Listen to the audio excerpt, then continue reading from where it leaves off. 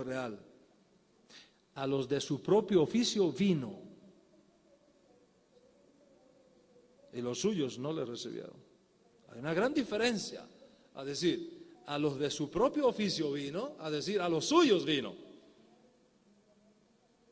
Porque Yeshua no fue rechazado por el pueblo judío. Las multitudes que le seguían por todos lados eran judías. La gente que se agolpaba en las sinagogas para oírle eran judías. La gente que se agolpaba en el templo de Jerusalén para escucharle eran judíos. Las multitudes que se apretujaban para ver cómo le podían tocar eran mayoritariamente judías. Y todos aquellos que le recibieron con vítores, Hosiana, Ben David, Baruch haba Beshem Adonai, etcétera, etcétera, los que le recibieron en Jerusalén con esos gritos de redención fueron judíos. De hecho, los líderes corruptos de aquella generación tuvieron que hacer un juicio ilegal contra Yeshua y llegaron a la conclusión, debemos matarlo, pero no en la Pascua, por miedo al pueblo. Porque si el pueblo judío hubiera sabido lo que le estaban haciendo a Yeshua, nunca le habían permitido que le pusieran una mano encima, porque el pueblo judío amaba a Yeshua. Yeshua era una respuesta a todas sus necesidades. ¿Cómo no amar a ese hombre que resucitó mi hija? ¿Cómo no amar a ese hombre que me sanó la lepra? ¿Cómo no amar a ese hombre que yo no veía y ahora veo? ¿Cómo no amar a ese hombre que yo llevaba 38 años paralítico y ahora puedo caminar por mí mismo? ¿Cómo no amar a ese hombre que me bendijo mi hijo y me sanó y echó fuera los demonios que había en mi cuerpo? ¿Cómo no amar a ese hombre? El pueblo judío amaba a Yeshua. ¿Cómo entonces se puede decir que los suyos no le recibieron?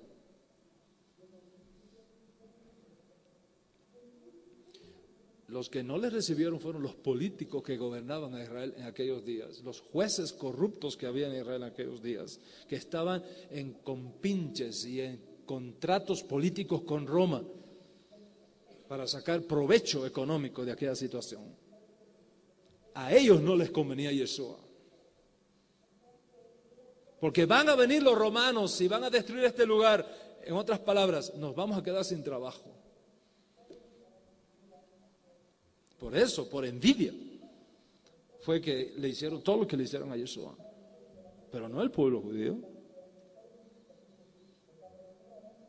El Código Real rompe esa herejía, explicando claramente quién fue el que no aceptó el testimonio mesiánico de Yeshua. Los líderes, los de su propio oficio, porque Mashiach es el juez supremo de Israel. Los jueces de aquellos días, de su propio oficio, fueron los que no le recibieron. Pero no el pueblo judío. Acusar al pueblo judío de rechazar a Yeshua no solamente es un error histórico, es una grave herejía, porque da paso a todas estas teologías del reemplazo, etcétera, etcétera, que tanto antisemitismo ha creado dentro de la iglesia. Entonces, ¿hay herejías en el Código Real? ¿O es todo lo contrario? Romanos 11:17, Reina Valera del 60, traduce: si algunas de las ramas fueron desgajadas y tú, siendo olivo silvestre, has sido injertado en lugar de ellas y has sido hecho participante de la raíz y de la rica savia del olivo, en lugar de, cuando usted dice en lugar de, ¿qué viene a su mente? Reemplazo. Ellos fueron quitados para yo ponerme. Y eso no es el pensamiento de Pablo. El pensamiento de Pablo no es que la salvación de los gentiles tiene como propósito reemplazar al pueblo judío como pueblo de Dios, sino compartir con el pueblo judío la promesa del reino de Dios. No es robar la herencia, es compartir la herencia. ¿Cómo traduce el Código Real? Correctamente. Dice: si algunas ramas fueron desgajadas y tú, siendo olivo silvestre, has sido injertada entre ellas y has sido hecho participante de la raíz y de la rica savia del olivo. Es una gran diferencia decir entre las a decir en lugar de. ¿De dónde está la herejía? ¿En el Código Real o en Reina Valera?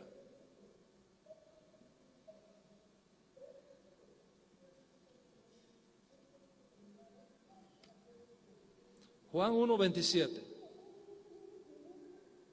Hechos 2:17. Es un texto de trazo. Este mismo de Hechos 2:17. Reina Valera dice: alabando a Dios y teniendo favor con todo el pueblo. Y el Señor añadía cada día a la iglesia los que habían de ser salvos. A la iglesia.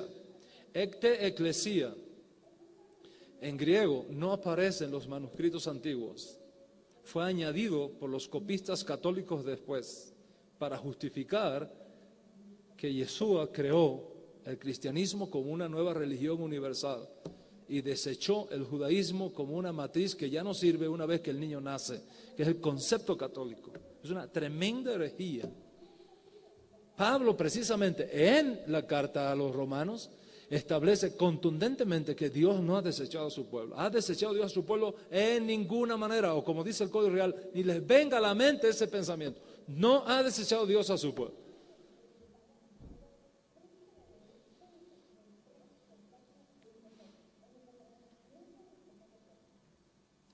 Entonces, ¿dónde está la herejía? ¿Dónde está el desvío del camino correcto? ¿En Reina Valera o en el Código Real? El Código Real no hace otra cosa que corregir esos errores que ha traído tanto daño a la fe de los santos y que ha abierto tantas puertas para el antisemitismo dentro del pueblo de Dios, tristemente. Mateo 11:13. Reina Valera 60 traduce: porque todos los profetas y la ley profetizaron hasta Juan.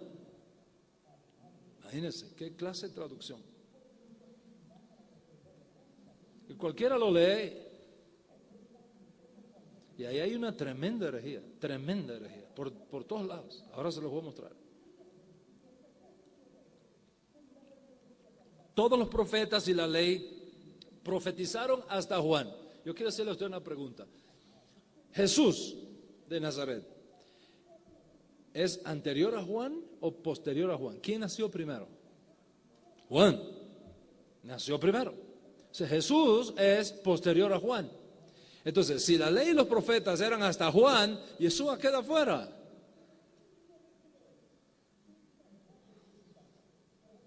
Esto es una grave herejía. El Código Real corrige esa herejía, porque eso no es lo que dice el texto. Baruch Hashem, gracias al Eterno, bendito sea el Eterno, tenemos el texto hebraico de esa escritura, y eso no es lo que dice.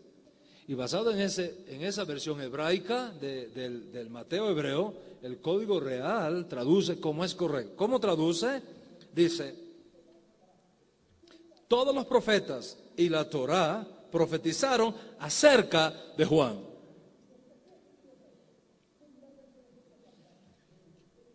Ahora, yo quiero que usted vea la gran diferencia que hay entre decir hasta Juan que decir acerca de Juan. Si decimos hasta Juan, esto da pie a la doctrina católica del reemplazo, la transferencia, la dispensación teológica. En otras palabras, que la ley de Dios estuvo vigente hasta Juan, pero después de Juan viene una religión nueva, una dispensación nueva, la dispensación de la gracia, como es la teología católica del dispensacionalismo teológico, que es uno de las herramientas teológicas más importantes que existe incluso en la iglesia evangélica. Prácticamente todos los púlpitos evangélicos son dispensacionalistas, basado en este texto, mal traducido de Reina Valera, porque eso no es lo que dice el texto.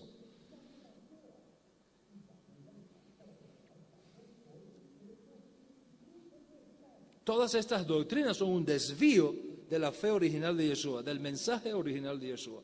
¿Qué dijo Yeshua? Yeshua, posterior a Juan, dijo: no he venido para declarar abrogada la ley o los profetas. No he venido a abrogar, sino a mostrarles cómo interpretarla correctamente. Mis amigos, la idea de que la gracia es buena y la ley es mala es una falsa doctrina proveniente de Roma, no de Jerusalén.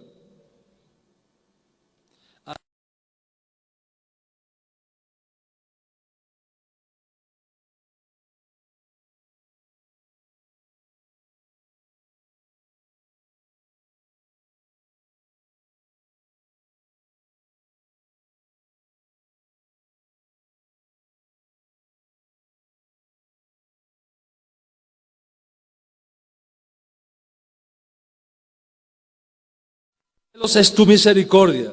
Eso es del Antiguo Testamento, no del Nuevo Testamento. Por la gracia de Dios no hemos sido consumidos porque nunca decayeron sus misericordias. Ese es un mensaje del Antiguo Testamento, no del Nuevo Testamento. Israel halló gracia en el desierto. Ese es un mensaje del Antiguo Testamento, no del Nuevo Testamento. Yo soy el Eterno que hago misericordia a millares. Eso está escrito en el Antiguo Testamento, no en el Nuevo Testamento. Cuando el Nuevo Testamento no existía, la ley dice: bendice alma mía al Señor y no olvides ninguno de sus beneficios, porque Él es el que perdona todos tus pecados y el que te corona de gracia y de misericordia. Entonces, ¿cómo puede un teólogo venir a decirme a mí, un judío, que no hay gracia en el Antiguo Testamento? Que es en el Nuevo Testamento que surge la gracia. Basado en este texto de que la ley y los profetas eran hasta Juan, que es un error gravísimo de traducción, porque eso no es lo que dice el texto. Entonces, ¿dónde está la herejía?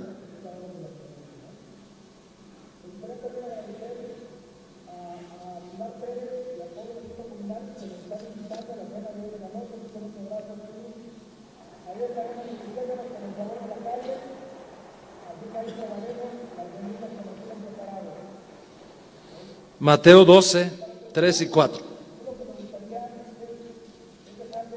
Ese es otro texto mal traducido. Juan 12, 11, otro texto mal. Lean su Biblia, si usted la tiene ahí, por favor. Juan 12, 11. Mire este texto. Da dolor como se ha traducido ese texto. El daño que ha hecho ese texto. Las herejías, las piedras de tropiezo que esta traducción ha causado en nuestro pueblo judío. Una de las razones por las cuales los judíos no aceptan el Nuevo Testamento es este texto, precisamente. Juan 12, 11, Reina Valera del 60, dice: porque a causa de él, de Lázaro, que Jesús había resucitado un día antes, porque a causa de él, muchos de los judíos se apartaban y creían en Jesús. Observe, muchos de los judíos se apartaban.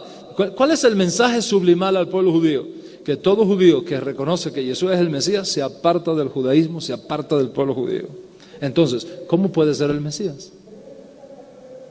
Cuando está supuesto que el Mesías recoja al pueblo judío, no que aleje al pueblo judío. Y mire cómo traduce la Nueva Versión Internacional.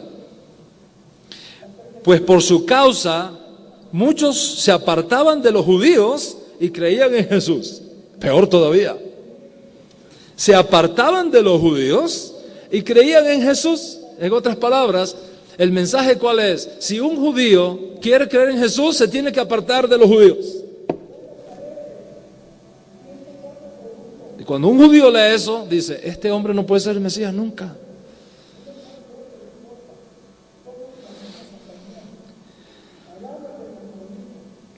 ¿Cómo traduce el Código Real? De forma correcta, el arameo Esal.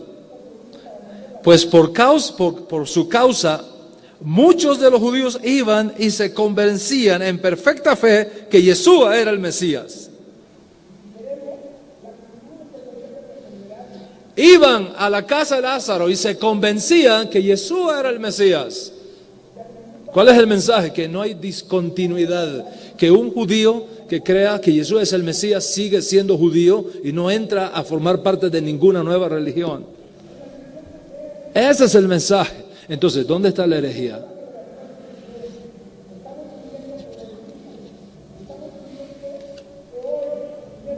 Se dice que el Código Real tiene herejías porque no menciona la sangre de Jesús como instrumental para la salvación. Y esto es totalmente falso. Totalmente falso. Y les voy a citar algunos textos del Código Real con respecto a la sangre de Jesús, de Yeshua. Juan 6:53. A menos que comáis la carne del Ben Adam y bebáis su sangre, no tenéis vida en vosotros. ¿Niega el Código Real el valor de la sangre de Yeshua? La eficacia de la sangre derramada de Yeshua. Juan 6:55. Mi carne es verdadera comida y mi sangre verdadera bebida. ¿Niega eso el Código Real? Estoy citando el Código Real, no Reina Valera. Juan 19:34, y al instante salió sangre y agua.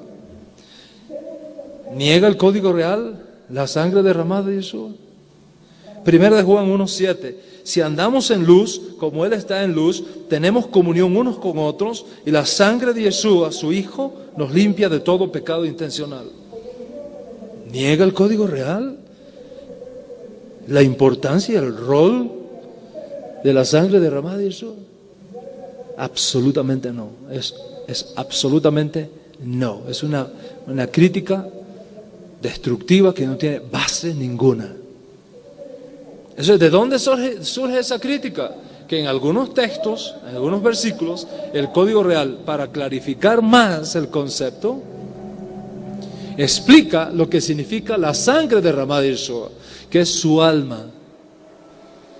Porque cuando el Nuevo Testamento habla de sangre, no está hablando de plaquetas, de glóbulos rojos, de glóbulos blancos, como hace la Iglesia Católica, que cuando el cura bendice la copa, eso se transforma en sangre con plaqueta, con glóbulos rojos, con glóbulos blancos.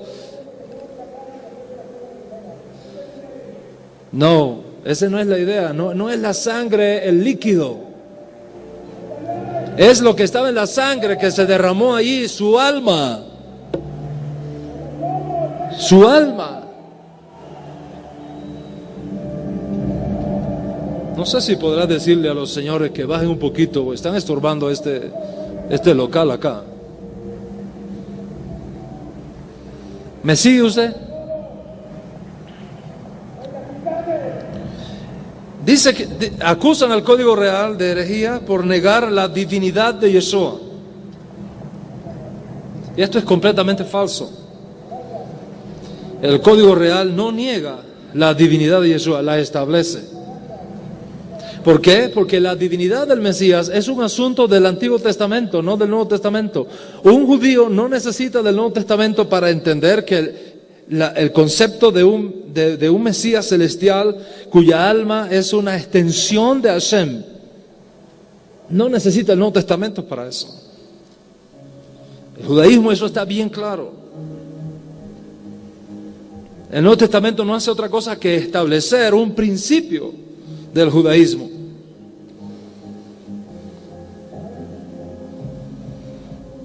El Mesías es una manifestación de la divinidad.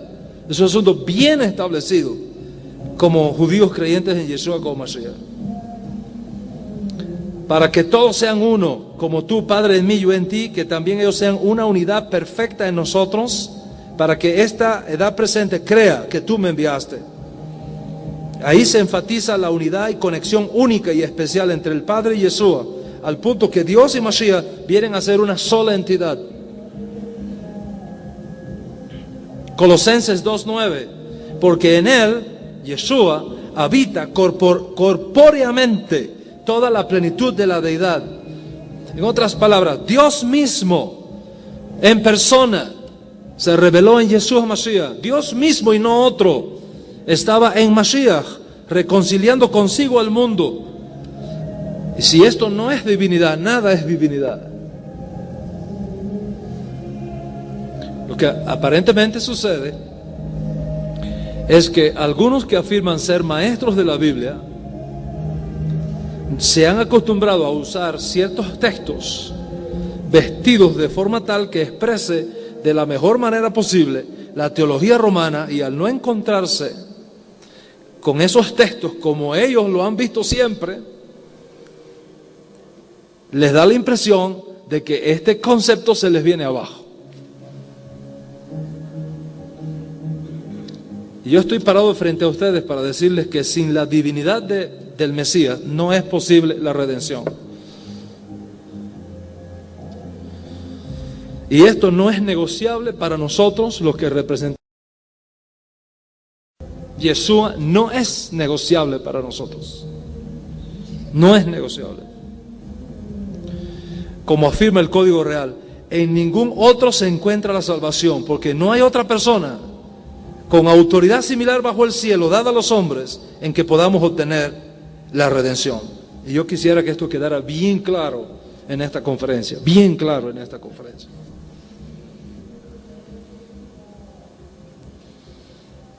Entonces, ¿hay herejías en el Código Real? ¿Dónde están las herejías realmente? Nosotros no tenemos que acudir a artificios, a inventos teológicos para establecer lo que es una verdad en el judaísmo. De hecho, dice en nuestros libros que hay 7 cosas que preexisten a la creación. Y una de esas 7 cosas que preexisten a la creación es precisamente el nombre del Mesías.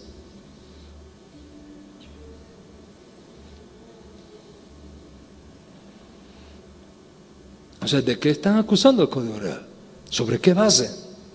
De que no aparece 1 de Juan 1:7, es cierto, en el Código Real no aparece 1 de Juan 1:7. ¿Por qué? Porque ese versículo fue añadido después por los teólogos católicos. No aparece en los manuscritos antiguos. 3 son los que dan testimonio en el cielo, el Padre, el Hijo y el Espíritu Santo. Eso no existe en los manuscritos antiguos. Fue añadido por la Iglesia Católica. Como la fórmula bautismal, bautizándolos en el nombre del Padre, del Hijo y del Espíritu Santo, fue una adición hecha por la Iglesia Católica posteriormente. No aparece así en los textos antiguos. Y de hecho, si usted va al Nuevo Testamento, todos los actos de bautismo que hubo, siempre fue en el nombre de Jesús, en el nombre de Jesús, en el nombre de Jesús, en el nombre de Yeshua, en el nombre de Yeshua.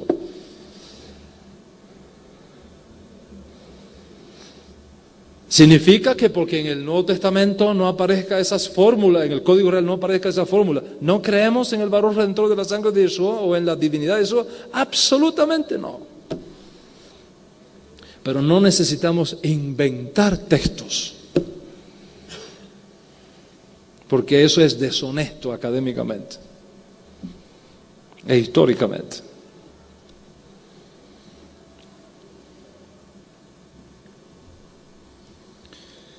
Y el tiempo nos faltaría para ir versículo por versículo para demostrar todas estas grandezas y bondades que tiene la versión Código Real, la versión hebraica del Nuevo Testamento. Y yo quiero aprovechar este enclave aquí para asegurarles a todos ustedes que están aquí, representantes de librerías, de ministerios, pastores, etc. Si alguno de nosotros que trabajamos en este proyecto hubiéramos tenido la más mínima idea de que esta versión hebraica podría apartar un centímetro del camino de la salvación y de la redención y Yeshua HaMashiach, jamás habríamos puesto nuestra mano ahí. Jamás. Porque para nosotros la redención en Yeshua es un asunto no negociable bajo ningún concepto. Aunque tengamos que perder familia, esposo, esposa, tierra, lo que sea, Yeshua no es negociable para nosotros.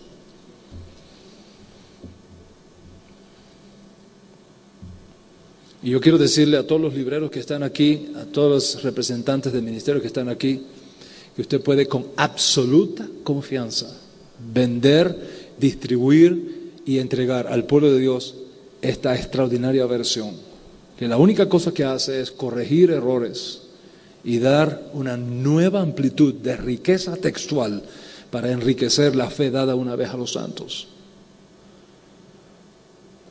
Ese es el propósito, esa es la intención y los resultados están siendo evidentes en todas partes. El pueblo está pidiendo, el pueblo está creciendo, el pueblo está entendiendo, el pueblo está recibiendo una revelación que estaba perdida, que estaba escondida por ignorar que el Nuevo Testamento es un libro hebreo, no griego. Y por primera vez posiblemente en la historia, el pueblo cristiano está entrando por una puerta extraordinaria de revelación que le lleva a Jerusalén y le saca de Roma. Y por supuesto, los hijos de Roma no quieren que eso suceda. Pero nada podemos por la verdad, sino a favor de la verdad. Y no vamos a sacrificar amistad por la verdad. Hay 2 tipos de personas en el mundo. Las personas que están llenas de acontecimientos y las personas que causan que sucedan los acontecimientos. Los que trabajamos en este proyecto somos del último grupo. Esa es la razón por lo que tanto esfuerzo ha sido colocado para poner en las manos de ustedes una versión extraordinaria, no perfecta, porque no existe, pero sí extraordinaria, que va a enriquecer enormemente vuestro conocimiento de Dios, del Dios de Israel, del Mesías de Israel, de los apóstoles, del mensaje del Nuevo Testamento, para la gloria de Dios y para la edificación del cuerpo de Mashiach, Yeshua nuestro Señor. Muchas gracias. Muchas gracias por permitirnos esto. Gracias, hermano Meles, por organizar un evento como este. Y por supuesto, entramos en una sesión, creo que de preguntas. Pero por favor, les ruego dos cosas: que las preguntas sean por escrito y que sean sobre el tema. Porque a veces he estado en lugar de dar una conferencia y me saca un tema completamente diferente al que se trató, y eso nos desvía del punto. Así que con mucho gusto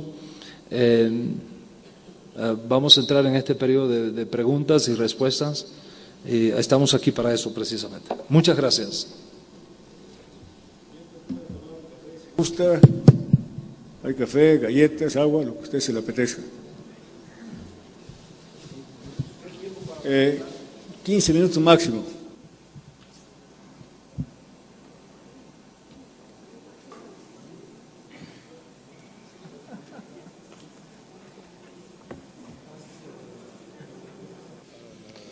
Las preguntas, es mejor allá, ¿verdad?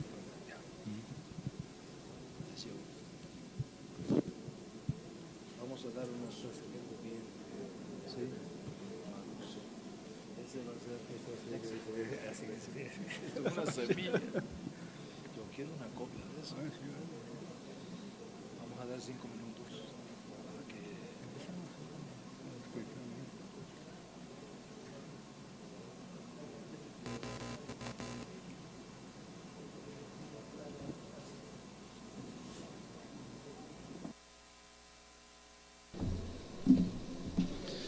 Bien, vamos a comenzar con la sección de preguntas y respuestas. Le voy a hacer un chiste. Un chiste. Este es un chiste, a ver, mexicano, pues. Porque si no, no se van a reír. No va a pasar como a Billy Graham allá en Japón. No, resulta de un gran científico mexicano que fue a Estados Unidos. Y él había hecho unos descubrimientos extraordinarios y fue recibido en una serie de conferencias en diferentes universidades de Estados Unidos, y llevaba a su chofer. Él iba atrás, su chofer delante. Y ya cuando faltaba la última conferencia, ya después de varios días de conferencias, la misma conferencia en diferentes lugares, estaba tan cansado que le dice al chofer: oye, vamos a hacer una cosa, ¿por qué no nos cambiamos? ¿Por qué tú no eres el que haces de conferencista y yo de chofer, y así yo descanso? Tú me has oído esta conferencia, ya te la debes saber. Dice el chofer: yo me la sé ya de memoria. Pues vamos a cambiar. Y cambiaron. Llegan a la universidad, la última, y lo reciben con un tremendo aplauso.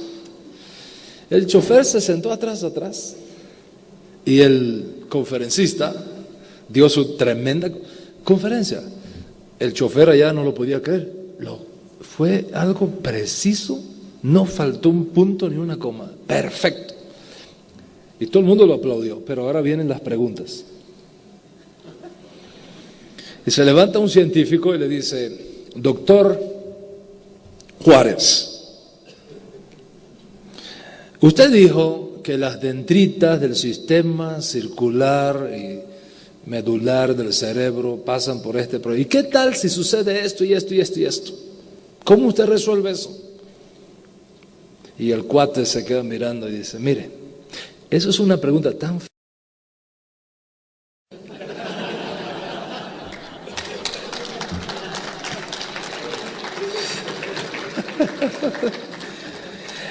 así que, ¿quién fue mi chofer hoy? Ha sido un honor, un privilegio poder estar aquí. Y gracias a cada uno de ustedes por su presencia. Creo que el video va a estar disponible pronto, ¿verdad? Para que aquellos que deseen tenerlo puedan adquirirlo también. Bien, vamos a mirar las preguntas. ¿Se puede decir el nombre de Cristo? Cristo, el nombre de Cristo. Primero, Cristo no es nombre, es título. O sea, hay muchas personas que pueden llevar el título de Cristo. Christos en griego quiere decir ungido. Y es la traducción del hebreo Mashiach. Entonces, cuando un sacerdote era ungido, era el Mashiach, era el Cristo. Cuando un rey era ungido, era el ungido de Hashem, el ungido de Dios, era el Christos de Dios. Entonces, Cristo es la traducción del hebreo Mashiach, pero no es nombre, es título.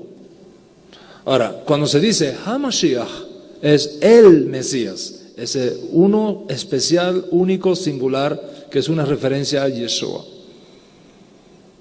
Entonces, Cristo se puede decir, sí, pero es una traducción. Ya que usted conoce el original, mi recomendación es que diga el título en su forma original. ¿Ok? Pero sí se puede decir, claro. Aquí hay otra pregunta. ¿Será verdad el pueblo judío pidió que crucificaran a Yeshua? Absolutamente falso. Los que allí estuvieron diciendo que sea crucificado fue un grupo contratado por los sacerdotes para mover la voluntad del procurador romano, ¿okay? No fue el pueblo judío, gente contratada, ¿okay? Que siempre existen y que nunca dejarán de existir, ¿okay? Personas que por dinero matan, ¿entiendes? El nombre de Jehová se nombrará. Jehová es un error de traducción. El texto masorético que llegó a manos de un sacerdote católico, donde tiene las 4 consonantes hebreas del nombre sagrado, Yud, He, Vav, He, puso debajo las vocales. El hebreo bíblico no tiene vocales. Usted va a un texto hebreo, no tiene vocales. Las vocales se mantienen en la memoria. Entonces, en la Biblia hebrea no hay vocales, solo consonantes. Entonces, al encontrarse con esas 4 letras sagradas, la pregunta es ¿cómo se pronuncia? Entonces, como se había perdido la pronunciación correcta del nombre, los masoretas colocaron debajo del nombre ciertas vocales para que cuando el lector viniera a leer supiera que no debía intentar pronunciar el nombre, sino decir Adonai. Cuando este sacerdote católico llega ahí y se encuentra con esas vocales sin conocer que era un código para no decir mal el nombre o pronunciarlo mal, lo tradujo Jehová. Y de ahí ha pasado a todas las versiones. Pero Jehová no es la forma correcta de pronunciar el nombre de Hashem, el nombre que es sobre todo nombre. Definitivamente no lo es. Y al no serlo, entonces existe el potencial de que se esté violando el mandamiento que dice no tomar mi nombre en vano. Porque pronunciar mal el nombre de Hashem, de Dios, es una manera de violar ese mandamiento. O sea, nuestra recomendación de todo corazón es que cada vez que usted se encuentre Jehová en una Biblia, un documento o algo, piense en la seriedad de la persona que está implícita en ese nombre y lo relacione con su Padre, con Hashem, con Adonai, con el Señor, etcétera, etcétera, etcétera. ¿Por qué? Porque aún en nuestras relaciones humanas, aún cuando nosotros conocemos cómo nuestro Padre se llama, no le mencionamos por nombre. Por ejemplo, cuando mi padre vivía, yo jamás me atrevería a entrar a casa de mi padre y decirle, ¿cómo anda fulano? Dice, ¿cómo andas papi? ¿Cómo andas papá? Yo sabía su nombre, pero no se lo decía. ¿Por qué? Por respeto. Yeshua constantemente se refería a Yud Hei Vav Hei como padre, padre, padre, padre, padre, padre, padre. Él sabía cómo pronunciar el nombre. De eso, esa fue una de las razones por las cuales le acusaron. Entonces, Jehová no es la pronunciación correcta y lo ideal es no perpetuar ese error. ¿Qué es la divinidad de Yeshua? ¿Es lo mismo que en el romanismo? ¿Cuál es el significado hebreo? No, no es lo mismo que en el romanismo. Es mucho más profundo que en el romanismo. ¿Okay? La divinidad de Yeshua es un concepto profético muy íntimo, muy profundo. Las almas de todos los que venimos a este mundo proceden de un nivel inferior al alma donde procede Mashiach. El alma de Mashiach viene del mundo que en hebreo se llama Atzilut, que no es el mundo de la creación, sino el mundo de la emanación. O sea, el alma de Mashiach es una extensión de Hashem. ¿Okay? Es un concepto muy rico, muy profundo. ¿Okay? Y por eso es que yo decía en la conferencia que un judío no necesita el Nuevo Testamento para establecer el principio de la divinidad del Mesías. ¿Okay? Entonces no hay que estar forzando textos, ni torciéndolos, ni añadiendo cosas, subterfugios. Right. ¿Qué opina en lo referente a la opinión del lingüista Gabriel Andrew Ruth en su libro Ruach Kohadim, en donde sostiene que el arameo es el lenguaje base del Nuevo Testamento? Yo estuve hablando con el que me hizo esta pregunta y le explicaba.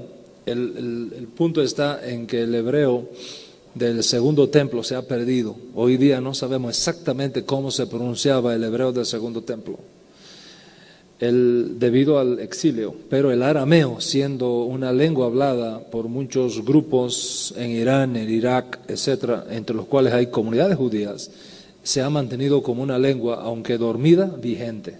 Entonces, hoy día el arameo que se habla es el mismo arameo del segundo templo. Y en ese sentido el arameo es una lengua mucho más segura y confiable que el hebreo, que no sabemos exactamente cómo se pronunciaba. Pero lo que hace importante no es eso. Lo que hace importante la idea es los conceptos. ¿Okay? Los conceptos hebraicos que están detrás. No la lengua en el sentido de sujeto, verbo, predicado, complemento y ese tipo de cosas lingüísticas. ¿Okay?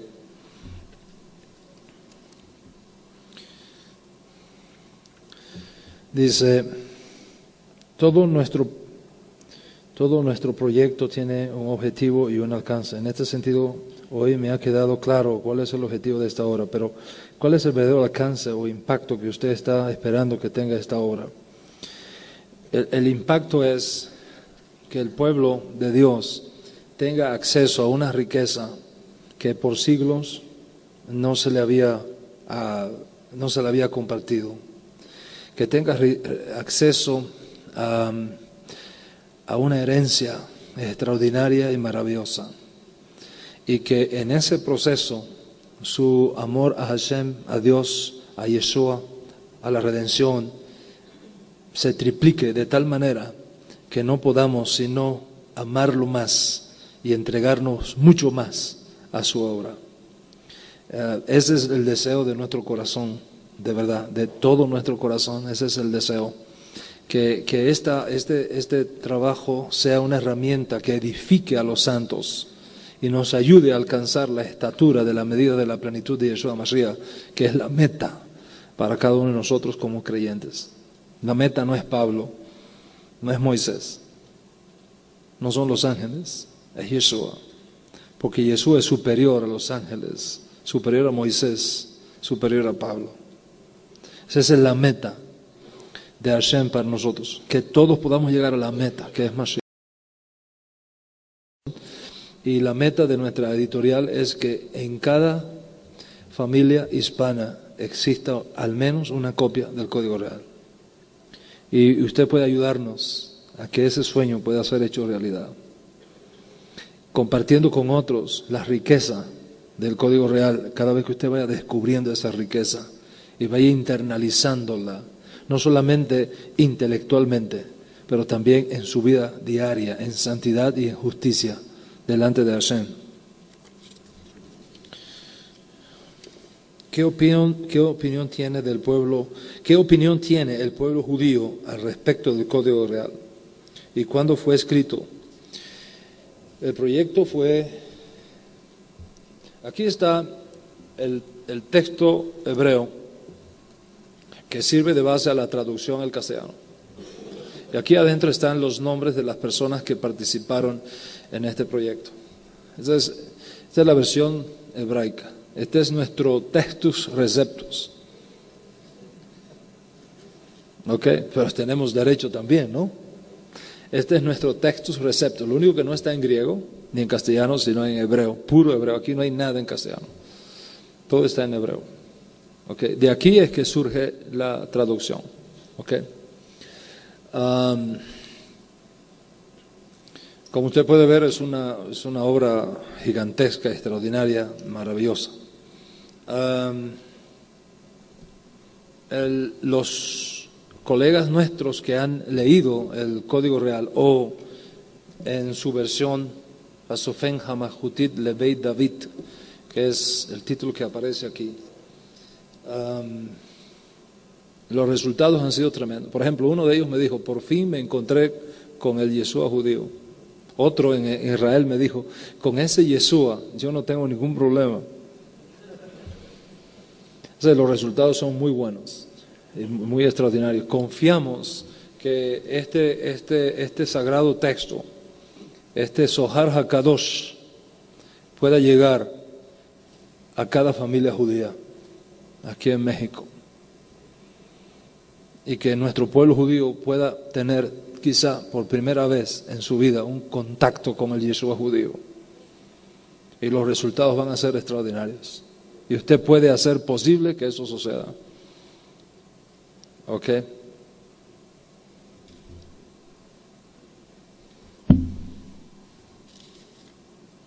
¿Por qué introdujeron el nombre de Jehová? Bueno, creo que ya lo expliqué en una respuesta previa.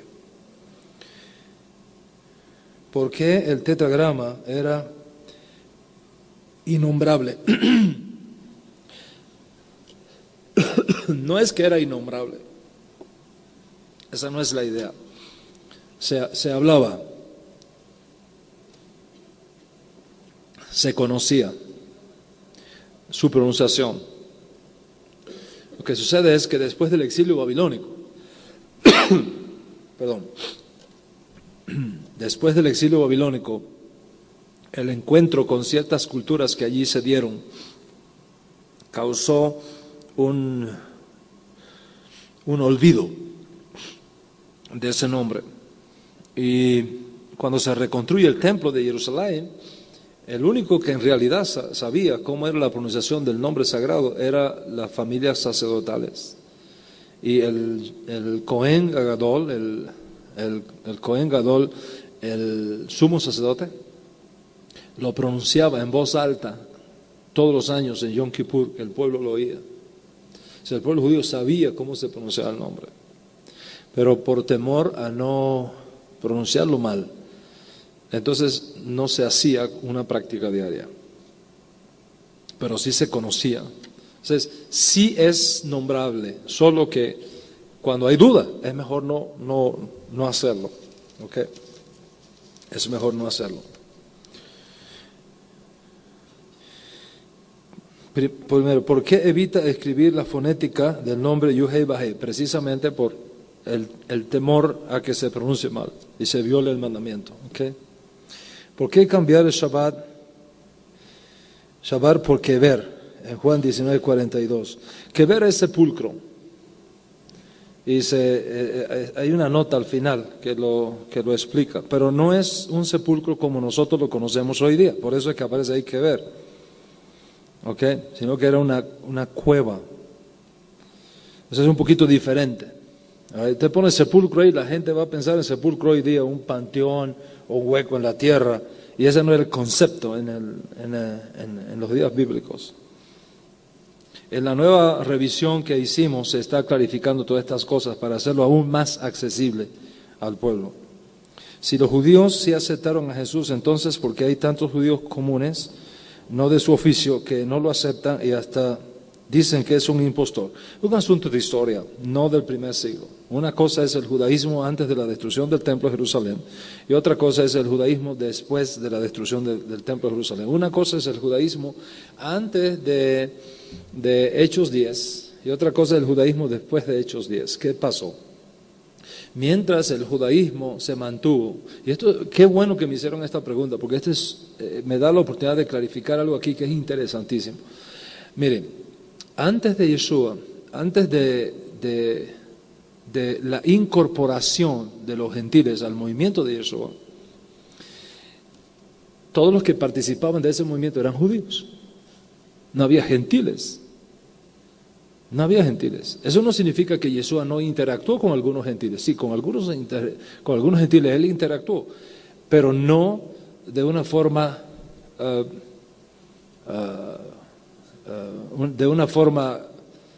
permanente, fue casual. ¿Por qué? Porque Israel era un país intervenido por fuerzas extranjeras. Había muchos gentiles en Israel. Y Yeshua tuvo algunos intercambios, pero fueron casuales, no formó parte de un plan. ¿Okay?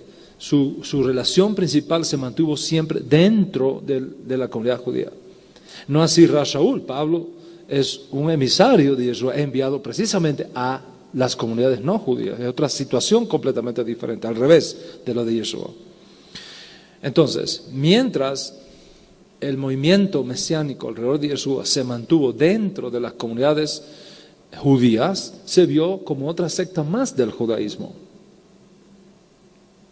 Y fue vista como parte del judaísmo.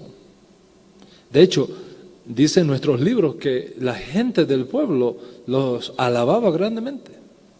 Y no tenían ningún problema. ¿Por qué? Porque los judíos, creyentes en Yeshua, seguían siendo judíos, seguían practicando todas las cosas que practicamos los judíos. El Shabbat, el templo, las oraciones, la sinagoga. Ellos no cambiaron nada de eso. Era un movimiento judío, auténticamente judío. De hecho, dice Hechos de los Apóstoles que eran celosos de la ley de Dios. Eran celosos de los mandamientos, de las costumbres de nuestro pueblo. En ningún momento el movimiento mesiánico alrededor de Yeshua sugirió al pueblo judío que era algo diferente, era parte del judaísmo de aquella época. ¿Qué pasa? Que cuando se da la apertura a los gentiles y se comienzan a recibir a los gentiles dentro de las comunidades judías que creían que Yeshua era el Mesías, los rabinos y los líderes comienzan a dar un paso atrás y empiezan a mirar con sospechas el movimiento. ¿Por qué? Porque como hay más gentiles que judíos, entonces en las sinagogas en las comunidades judías había ya más gentiles que judíos. Entonces comienzan los rabinos y los líderes a sospechar de que el movimiento ya no es muy judío, de que más bien es para los gentiles. Y eso causó un rechazo del movimiento mesiánico original, en el sentido de que comienzan a verlo como un movimiento para los gentiles, no para los judíos. Y esa es una de las razones por las que el pueblo judío hoy día no acepta los reclamos mesiánicos de Yeshua, porque piensa que es para los judíos, para los gentiles, no para los judíos. Bueno, si Jesús te ayuda a ti, ok, pero yo no necesito de Jesús. Es un paradigma muy fuerte que existe en nuestro pueblo. Precisamente por esta razón histórica. Cuando a eso tú le sumas el antisemitismo que se introduce en la conducta de los creyentes de origen no judío, que en el nombre de Jesús matan al pueblo judío, que en el nombre de Jesús persiguen al judío, que en el nombre de Jesús obligan a convertirse al judío a una religión distinta a la que recibimos de Moshe Rabeno, entonces, ¿qué usted puede esperar? Entonces, las razones son históricas, posteriores a estos elementos que hemos estado hablando. Y este es precisamente uno de los más grandes desafíos que así como el pueblo judío perdió a Yeshua cuando los cristianos se alejaron de sus raíces hebreas, cuando los cristianos regresen a sus raíces hebreas, Yeshua va a ser restaurado delante de los ojos del pueblo judío. Y los resultados van a ser extraordinarios y maravillosos. Ok. ¿Qué opina del versículo de Efesios 2:20? A ver, ¿quién me recuerda lo que dice Efesios 2:20? Así que ya no sois extranjeros, ¿no? ni advenedizos. ¿Es ese? Edificado sobre el fundamento de los apóstoles y profetas. Sí, ese es el texto, por ahí está el texto. Edificado sobre el fundamento de los apóstoles y profetas. Recuerda que la carta a los Efesios es una carta dirigida a gentiles. Lo que está diciendo ahí es que los gentiles tienen que sostenerse bajo la doctrina que viene de los apóstoles y profetas. En otras palabras, ¿cómo dice el texto? Vamos a leerlo. En esta versión dice,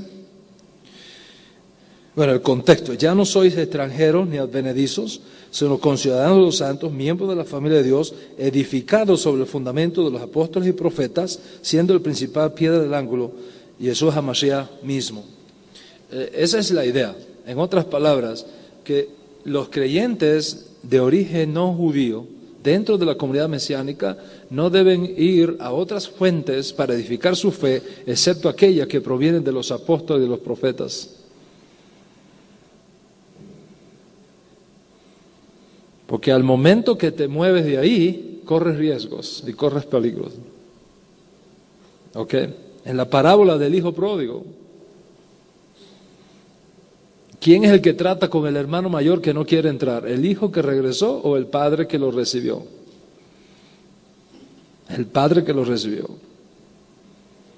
¿Cuál es la opinión que tenía el hermano mayor del hijo menor que regresó? Derrochador, tiene peste a puerco. Y esos argumentos son tan fuertes que el padre no deja que el hijo menor vaya a responder a ellos. Dice, tú disfruta la fiesta que yo he preparado para ti. Yo te he dado vestido nuevo, anillo nuevo, zapato nuevo, he mandado a matar el becerro grueso, danzas, disfruta eso y déjame a mí tratar con tu hermano mayor. Que yo sé cómo voy a tratarlo a él. No intentes buscar que tu hermano mayor te acepte, porque siempre te va a ver como un extranjero. Siempre te va a ver como uno que despilfarró todo, como uno que no es digno. Déjame yo tratar con él, tú disfruta lo que yo te he dado a ti. Que no te ocupes, él va a entrar a la fiesta más tarde. O sea, el error más grande que usted puede cometer ahora es irse a una sinagoga y buscar a un rabino y decirle, pues mire, yo he creído, yo también, enséñame. Te va a decir hasta del mal que vas a morir. Y no te va a aceptar. Y ese error está cometiendo algunos. Y en el proceso incluso están negando a Yeshua. Por irse a buscar la aceptación de su hermano menor. La pregunta que nosotros tenemos que hacernos es esta: ¿a quién yo quiero agradar? ¿A los rabinos o a Hashem? Y esto para nosotros no puede ser negociable. No puede ser negociable. ¿Ok?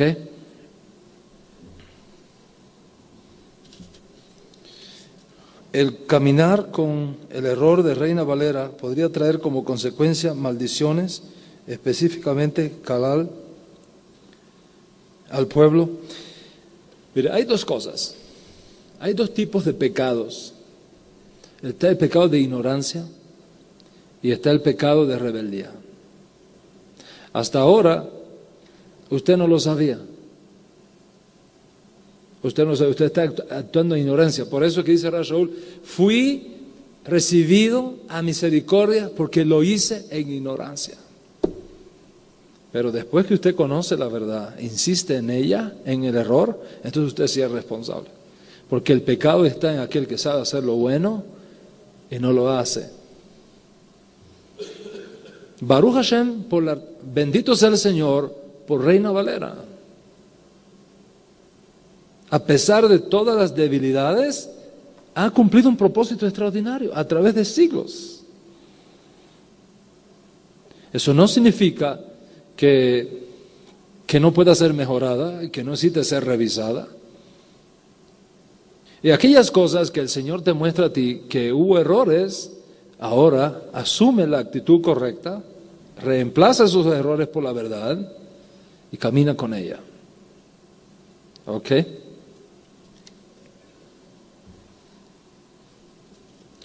¿Por qué debemos observar el sábado y por qué no el domingo?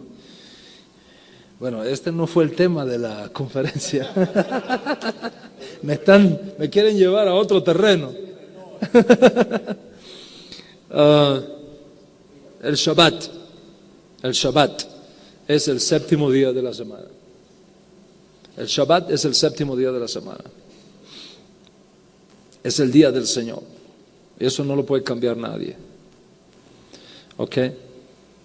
Todos los textos bíblicos que han sido usados por la Iglesia Católica para demostrar que hubo un cambio del sábado al domingo y que ahora el domingo es el nuevo día del Señor, han sido textos manipulados, torcidos, forzados.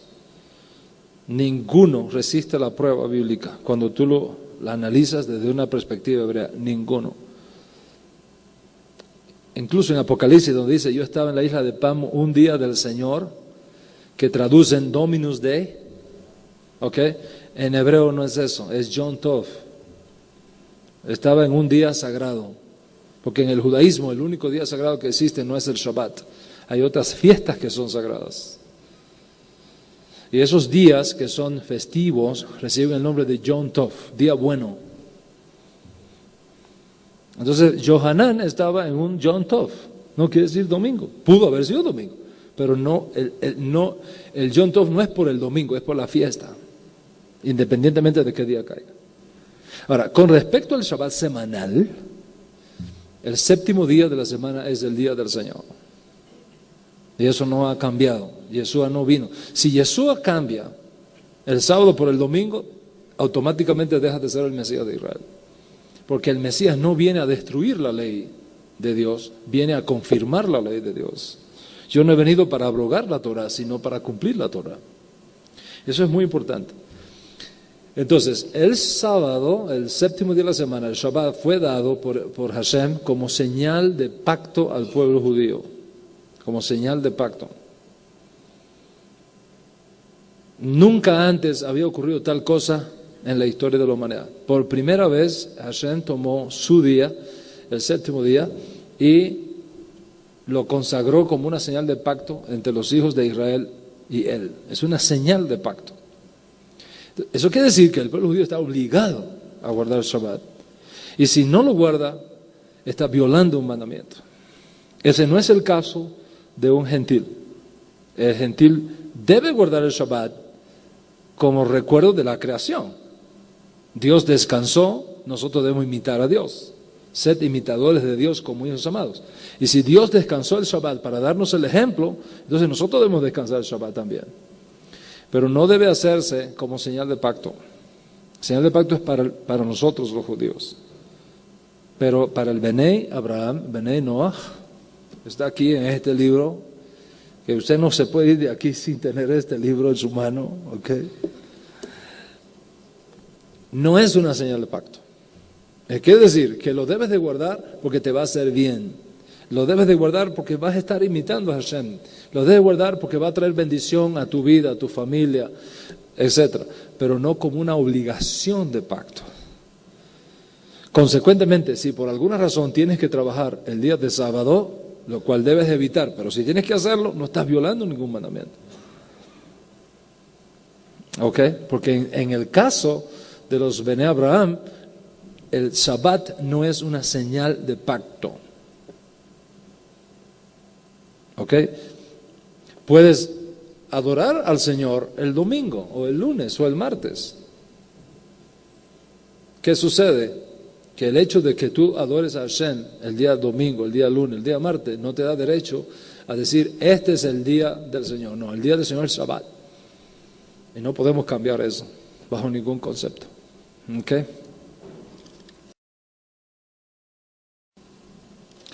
Dice, Dios, de hace unos meses para acá nos ha dado la visión que ahora confirmamos. Hemos desde ya 2 años dejado de llamar a Dios Jehová y hace unas semanas Yeshua por Jesús. Pero ¿cómo nos aconseja compartir esta visión en nuestra ciudad si nosotros no tenemos los estudios que usted tiene? Necesitamos que estas pláticas sean conocidas más y más. Venga más seguido a toda la República. Bueno, Mele, eso es para usted. Con mucho gusto.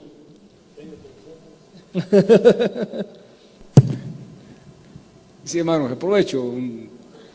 Hace 5 años yo andaba pastor evangélico, pentecostés, pero el Eterno no me dejó dormir una temporada y me levantaba 2, 3 de la mañana, Shabbat. Yo me defendí mi teología cristiana, el Shabbat es el domingo. No pude resistir, hermano, me ganó y aquí estoy. Pero es gran bendición, hermano. Bendición económica, bendición de salud, bendición en todos los aspectos de su vida. Y ahora podemos hacer cosas que no podíamos hacer antes. Prosperidad, salud, buenas relaciones. No sin problemas. Problemas siempre los habrá, pero estamos con él. Amén. Amén, así es. Con mucho gusto, ¿eh? Es cuestión de organizarlo. Es cuestión de organizarlo. Shaul legisló algunas cosas para las comunidades gentiles apoyándose en la ley oral, como el que las mujeres callen en la congregación, pero sin embargo cuando Josué leyó todo lo escrito por Moisés no menciona esto de la ley oral. ¿Qué validez tiene entonces la ley oral para nosotros? Mire, la ley oral nos da el contexto y el contexto nos ayuda a entender el texto y esa es su importancia. Por ejemplo, Yeshua dice a sus discípulos, todo lo que atéis en la tierra será atado en el cielo. Y todo lo que desatéis en la tierra será desatado en el cielo. Y no explica más nada.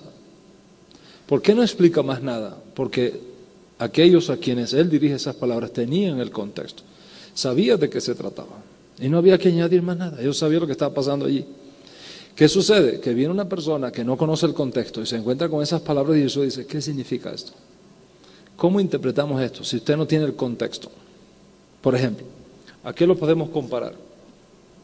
Usted estuvo hoy aquí en esta conferencia y usted tomó notas en su libro de notas. Yo vi a muchos hermanos y más hermanas que hermanos tomando notas. Notas. Esas notas le ayudan a usted a recordar todo lo que yo hablé aquí, pero no contiene todo lo que yo hablé aquí. Pero como usted estuvo en la conferencia, basta una palabra para que usted recuerde el resto. Ahora, esta hermana lleva esas notas que ella escribió ahí y las pone en su casa y llega a una visita y toma las notas. ¿Usted cree que va a tener todo el concepto claro viendo las notas que ella tomó? No, ¿por qué? Porque no estuvo en la conferencia. Entonces, el pueblo judío estuvo en la conferencia. Esa es la Torah oral. Y las notas es la Torah escrita. Basta leer una cosa, ya sabe de qué se trata. Porque tenemos el contexto. All right? Tenemos el contexto. Entonces, ¿cuál es el contexto? Es el acto de impartición de la shmicha. El acto de impartición de la licencia para declarar qué está permitido y qué no está permitido en una comunidad judía. Atar y desatar es un hebraísmo, un lenguaje rabínico que quiere decir qué se permite y qué no se permite. Cuando un rabino va a ser ordenado, un estudiante de yeshiva va a ser ordenado rabino, una de las cosas que se pregunta es, ¿puede él atar? Sí, puede él atar. ¿Puede él desatar? Sí, él puede desatar. ¿Qué quiere decir eso? Que ahora tiene autoridad para que cuando se presente una situación en la comunidad judía, él decida qué se permite y qué no se permite. Y eso es lo que quiere decir atar y desatar. Nada que ver con echar fuera demonios ni nada de eso. ¿Ok? Esa es la importancia de la Torah oral, que te da el contexto para que puedas entender el texto. All right? En el contexto nuestro, por ejemplo, si usted va con un amigo a su casa a almorzar y no estaba planeado que esa persona fuera a almorzar a su casa, basta que usted le diga a su esposa, échale agua a los frijoles. Basta, ya ella sabe todo lo que hay que hacer. Posiblemente no está haciendo frijoles, posiblemente está haciendo huevos fritos, pero quiere decir que tiene que freír un par más, porque va alguien a comer que no estaba contemplado, ¿ok? Y ese es el contexto. O sea, al no tener ese contexto, nos crea un montón de problemas a la hora de interpretar la Escritura. De ahí la importancia de conocer el contexto. Y precisamente con ese peso en nuestro corazón es que el hermano Melech y yo, en la editorial AMI de México, está desarrollando en este momento el proyecto de el comentario el comentario del Código Real, que va, con la ayuda de Hashem, para el año que viene, a esta época, ya va a estar disponible. Es un comentario que va a dar el contexto, de tal manera que cuando usted lea el texto y tenga el contexto, le saque el máximo al texto, para la gloria de Hashem. ¿Ok? Somos los de origen gentil que hemos creído en Yeshua como Mashiach, llamados legalmente Israel o no. Cuando dices legalmente, ¿estás pensando en el Estado de Israel o estás pensando en el reino mesiánico con Yeshua sentado en el trono de David? Si estás pensando en el término del actual Estado de Israel, no. Pero si estás pensando en el reino mesiánico sentado Yeshua en el trono de David, sí. Entonces, es ya, pero todavía no.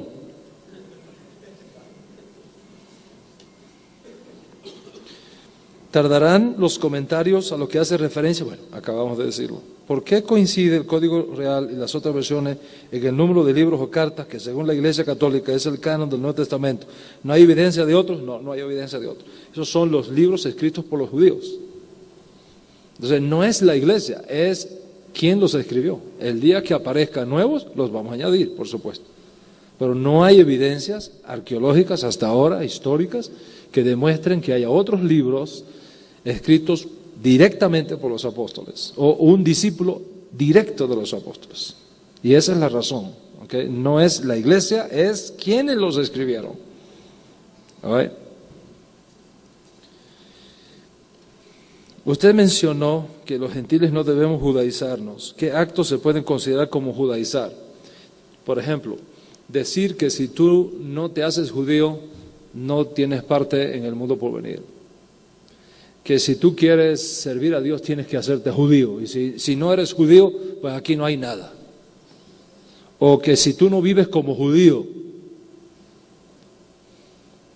vas a perder tu salvación.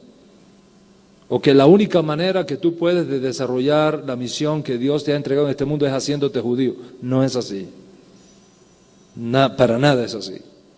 Judaizar es imponer, entre otras cosas, sobre los creyentes de origen no judío, prácticas y costumbres judías, so pena de perder su oportunidad de temer a Dios y de servir a Dios. Nada más falso que eso. Usted no tiene que hacerse judío para temer a Dios y servir a Dios. ¿Ok? Esa es la idea. Eso no significa que no puedas practicar cosas que son del judaísmo. Por supuesto que puedes. Por supuesto que puedes. Tienes la libertad de hacerlo. Pero no una imposición. ¿Ok? Y guardando siempre las distancias. Porque hay ciertas cosas que de tú asumirlas o decirlas, estarías mintiendo. All right? Y hay mucha gente por ahí disfrazada de judíos que ni siquiera tienen el concepto de lo que es ser judío. Y tristemente lo que hacen es traer deshonor a Yeshua. ¿Okay? O sea, hay que tener cuidado con eso. ¿Piensa sacar alguna versión más compacta como para llevarla en una bolsa? Eso es para usted. Hay mucho. Abraham, al trabajar con el Código Real, ¿me estoy judaizando? No, absolutamente no, ya expliqué. ¿Ok? Ya expliqué qué cosa es judaizar. All right? Debido a la comprensión de las costumbres judías, uno va adoptando implementos judíos. ¿Qué tan válido es para nosotros usar kippah y tzitzit? El tzitzit es una señal de pacto que Dios entregó al pueblo judío. Si usted no es judío, no está requerido que usted lo lleve. No se le exige que usted lo lleve. El tzitzit. El tzitzit es esto. Miren. El tzitzit es esto.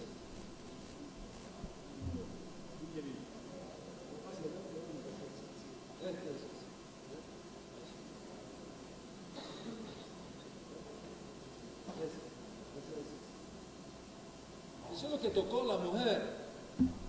La mujer con flujo de sangre, que se acercó a Yeshua por detrás y le tocó, eso es. Es una señal de pacto que Dios entregó al pueblo judío. Por lo tanto, si usted no es judío, no está requerido. No debe hacerlo. ¿Ok? No es necesario. No es necesario. ¿Okay? La kippah no es un mandamiento de la Torah, es una costumbre del pueblo judío. Una costumbre que identifica al judío, al que es judío del que no es judío. Entonces, cuando una persona que no es judía usa una kippah, el mensaje que le está enviando al pueblo judío es: yo soy judío. Y te pueden confundir con un judío. Y te pueden invitar para formar parte de un minyan de oración, etcétera, etcétera. ¿Qué pasa cuando descubren que tú no eres judío? ¿Cómo te ven? Como un impostor, como un falso. ¿Y quién recibe el golpe? Yeshua. Yeshua.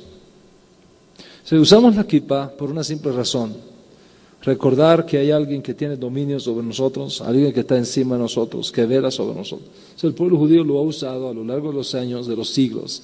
Hay mucha sangre derramada detrás de esto. Mucho pueblo que ha dado su vida por esto. Y hay que tratarlo con mucho cuidado y mucho respeto, porque es como una bandera del pueblo judío. ¿Okay? Entonces, una persona sin ser judía usando algo que es típico judío puede mandar un mensaje equivocado. ¿Okay? Cuando se entra a un lugar sagrado por el pueblo judío, se le permite al no judío poner una kippah temporalmente. Usted entra a una sinagoga, usted va al muro de los lamentos en Jerusalén, ahí debe de poner eso por respeto al lugar santo en que usted está. Pero de ahí en fuera no. ¿Cuál es la posición de los cristianos que son salvos por gracia?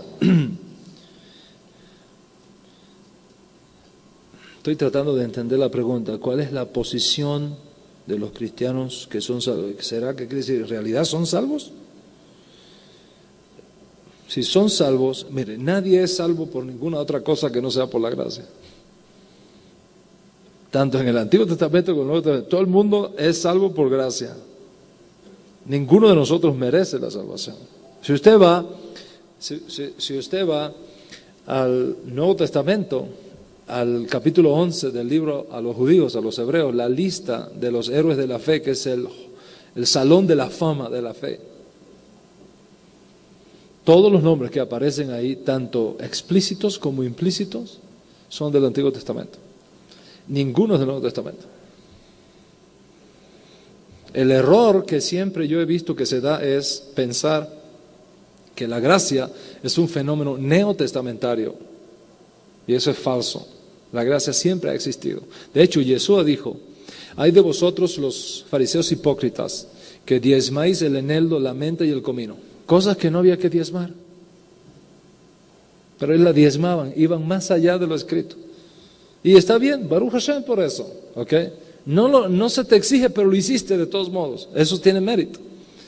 ¿Okay? Entonces, diezmáis del eneldo, de la menta y del comino, y resulta que dejáis lo más importante de la ley. ¿Cuáles? Que son estas tres cosas: la justicia, la gracia y la fe. Entonces, si Yeshua dice que en la ley las cosas más importantes son la justicia, la gracia, la misericordia y la fe, ¿cómo puede alguien venir a decir que en la ley no hay gracia? Dice Yeshua: esto es necesario hacer sin dejar de hacer aquello. O sea, el error viene cuando decimos: la gracia es un fenómeno del Nuevo Testamento, no del Antiguo Testamento. Falso. La gracia que se revela en el Nuevo Testamento no es sino la que primero se reveló acá en el Nuevo Testamento, que se hace perfecta a través de los méritos introducidos por Yeshua Mashiach. No hay méritos mayores que los méritos que aporta Yeshua Mashiach a los efectos de la redención. Igual que el concepto de nuevo nacimiento. Algunos dicen: bueno, el nuevo nacimiento es un fenómeno del Nuevo Testamento. No, es la falta del contexto lo que nos hace pensar así. De hecho, la doctrina del nuevo nacimiento es una de las más comunes que existe en el judaísmo.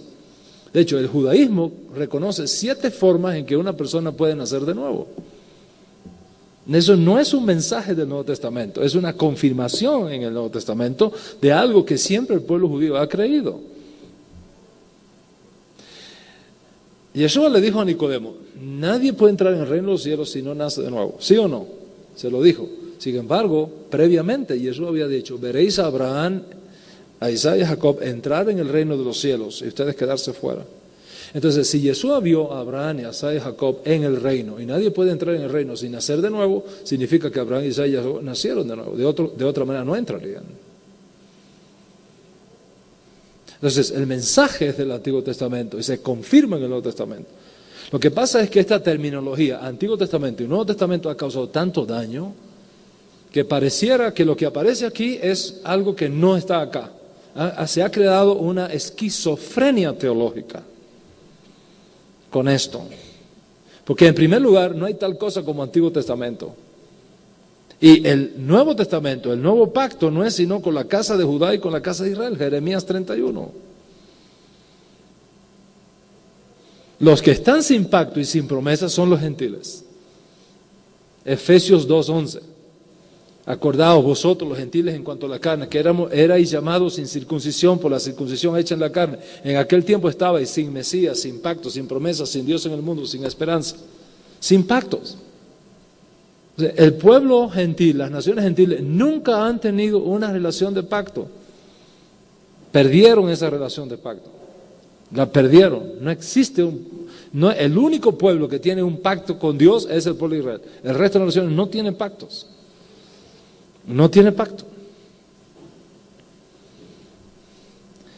¿Cuál es uno de los grandes aportes que hace Yeshua?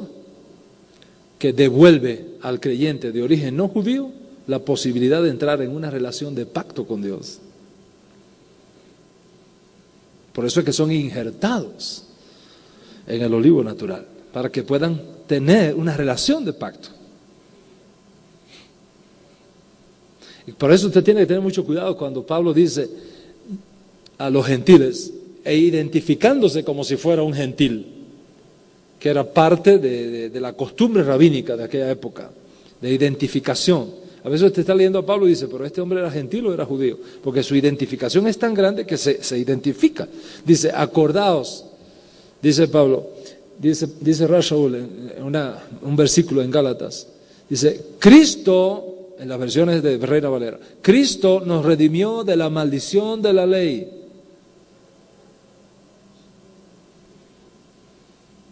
En un contexto gentil, ¿qué significa eso? Si los gentiles nunca han tenido ley. Una vez yo estaba hablando con un grupo de pastores y un pastor amigo mío, evangélico, me dijo, pero Dan, yo nunca he estado, yo no puedo ser justificado bajo la ley. Y yo le dije, ¿cómo tú puedes ser redimido de algo que tú nunca has experimentado?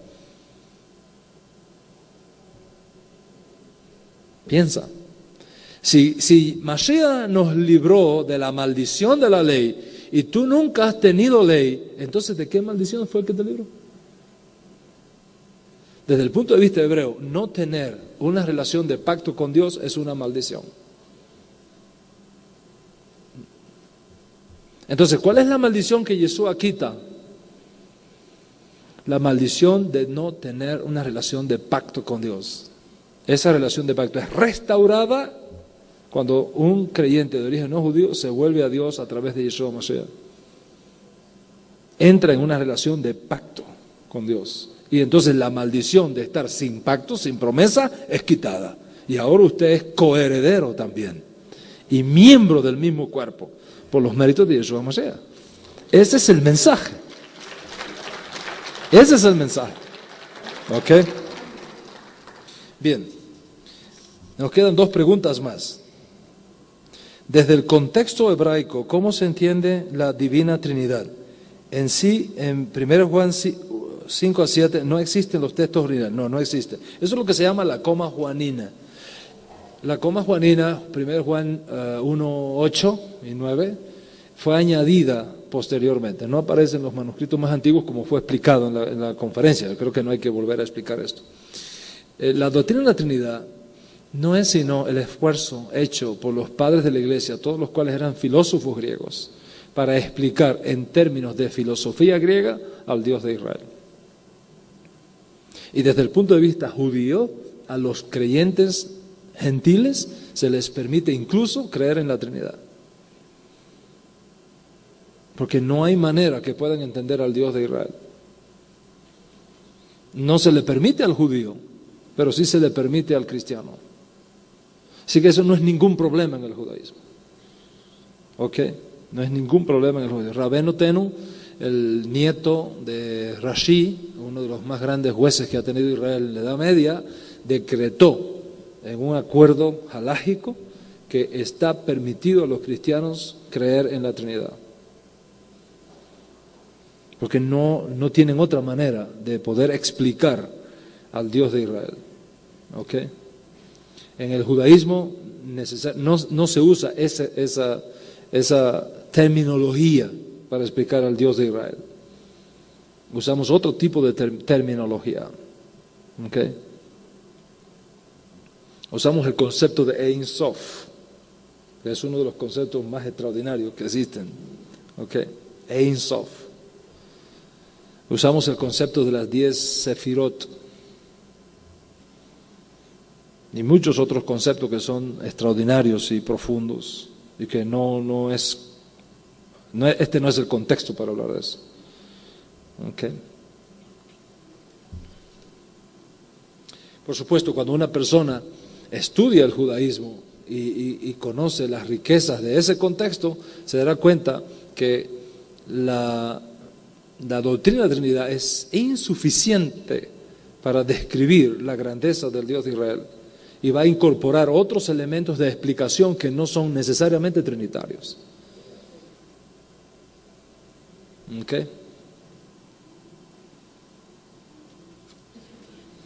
En cuanto a los evangelios del nuevo pacto y demás escritos, ¿qué pasa con el recién encontrado evangelio de Judas? Hasta donde nuestros grandes maestros han estudiado el Evangelio de Judas, y aunque tiene elementos sumamente interesantes, no califica todavía para ser considerado parte de los escritos apostólicos y consecuentemente no forma parte del cuerpo oficial. ¿Okay? El escrutinio que se hace es muy grande para afirmar esto fue escrito por los emisarios originales, pero sí tiene un valor extraordinario. ¿Cuál es el valor? Que aporta una evidencia de la multifacética realidad del judaísmo en el primer siglo y en el segundo siglo, ya con la existencia histórica del cristianismo. ¿Okay? Bueno, ahora yo les tengo una pregunta a ustedes. ¿Cómo usted me puede explicar que Yeshua es el Mesías si Dios no acepta sacrificios humanos? Están prohibidos los sacrificios humanos.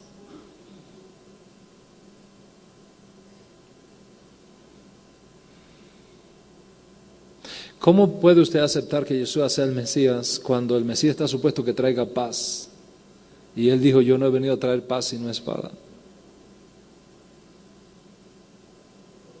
¿Cómo usted puede creer que Yeshua sea el Mesías si está supuesto que el Mesías elimine la idolatría de la tierra y la mayoría de los cristianos son los más idólatras que existen, llenando el mundo de templos y catedrales plagadas de idolatría?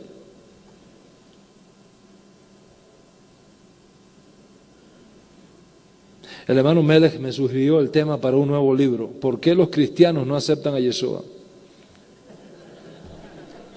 Es un buen tema, Melech.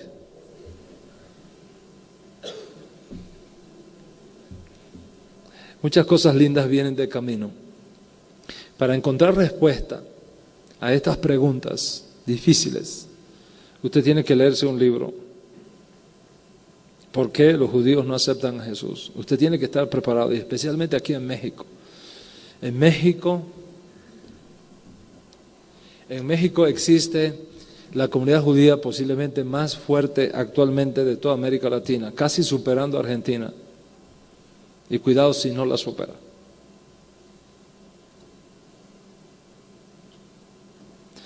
Y eventualmente usted va a entrar en contacto con ellos. ¿Qué respuesta usted le va a dar? ¿Cómo Yeshua puede ser el Mesías cuando está prohibido por la Escritura destruir los árboles frutales? Y Yeshua maldijo una higuera que es un árbol frutal. ¿Cómo? ¿Cómo usted puede creer que Yeshua es el Mesías cuando en la genealogía de Mateo, en comparación con la genealogía de Lucas, hay 15 generaciones menos? En otras palabras, el Jesús de Mateo vivió 450 años antes del Jesús de Lucas, de acuerdo con la genealogía. ¿Cómo usted lo explica? ¿Cómo puede Jesús ser el Mesías cuando él es descendiente de Jeconías y sobre Jeconías hay una maldición en Jeremías de que ninguno de sus descendencias se sentará jamás en el trono de David? ¿Cómo usted puede explicar que Jesús es el Mesías cuando la línea mesiánica corre a través de David vía Salomón y de acuerdo con Lucas, Yeshua no es descendiente de David por la vía de Salomón sino de Natán?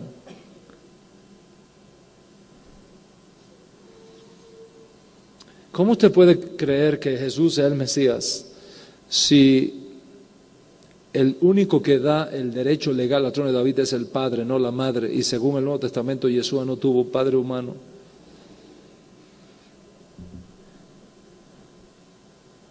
¿Cómo puede Yeshua ser hijo de David si no tuvo ningún padre humano? Son preguntas que el pueblo judío se hace y que espera que usted las responda. No hay chofer. Entonces usted necesita este libro. ¿Por qué los judíos no aceptan a Jesús? Usted lo necesita. No sé si la cámara lo puede tomar ahí cerquita, hacer un... Lo necesitas. Usted no adquiere conocimiento tomándose una pastillita. Todavía no hemos llegado a eso. Me tomo una pastillita, me tomo un poquito de agua, ¡boom!, ya tengo el conocimiento.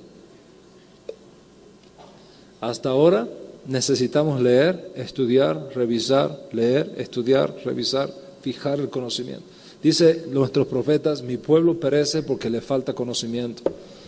Y por cuanto ustedes dejaron el conocimiento, yo me olvidaré de tus hijos.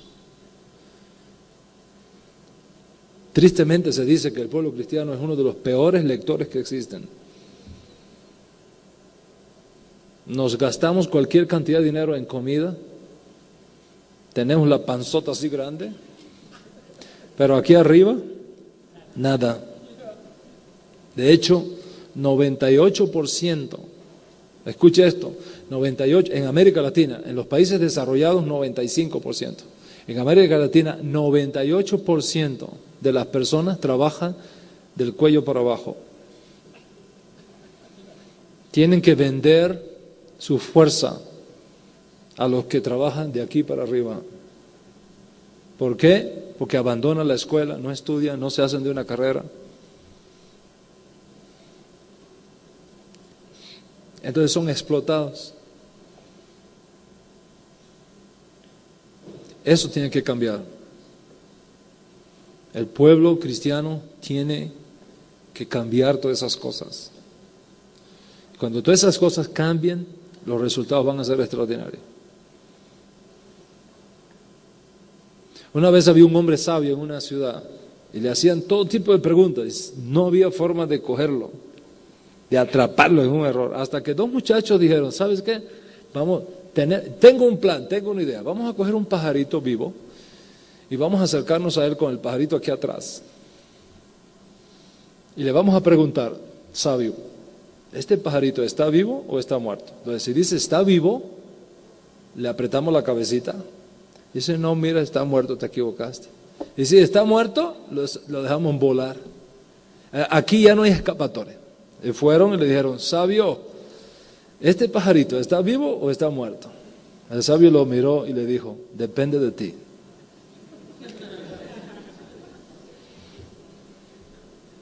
Entonces depende de ti. Dice, ¿cuál es el mensaje de Hashem para nosotros? Os he puesto delante el camino de la vida y el camino de la muerte. Escoge la vida para que vivas tú y tu descendencia.